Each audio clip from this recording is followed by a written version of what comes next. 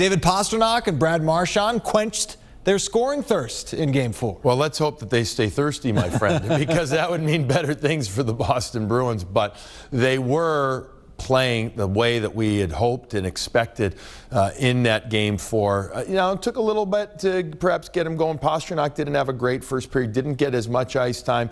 There were a couple penalties near the end of the first period that limited his ice time. But also, remember, Bruce Cassidy manipulated his lines a little bit, and he didn't have Pastrnak on the right side with Bergeron and Marchand the whole time. But the two of them connected for those beautiful goals as the game went on. And the pass from Marchand over to Pastrnak, streaking in. Marchand didn't give up on the play. He didn't panic either. I loved that when the puck came back to him on the first one when Pastrnak redirected it. And then Marchand's backhand pass over to Pastrnak on the power play.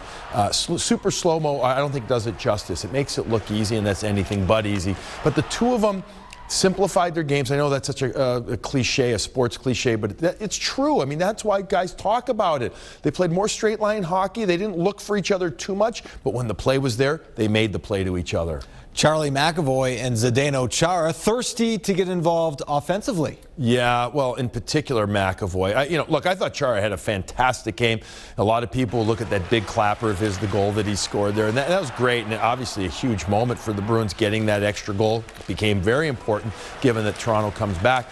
But I thought the way that Charlie McAvoy played with his partners at Chara, and I just thought that he managed the ice surface beautifully when he was out there. He took ice when it was available. He didn't try and force anything at him when it wasn't available. His first decision with the puck, where to go with it, where not to go with it, again, was outstanding. The way that he took hits to make some plays and was able to kind of jump out of the way, fantastic stuff. I thought he played like what you want your #1 beast-type defenseman to do. I thought he absolutely played that way. Now, having a partner like Chara, who had a beautiful game, too. I thought the big man was really big out there. Started with the opening faceoff for him, or opening shift out there, laying a big hit on Marner. He made a statement in that game. Sean Kuraly had hand surgery back on March 22nd.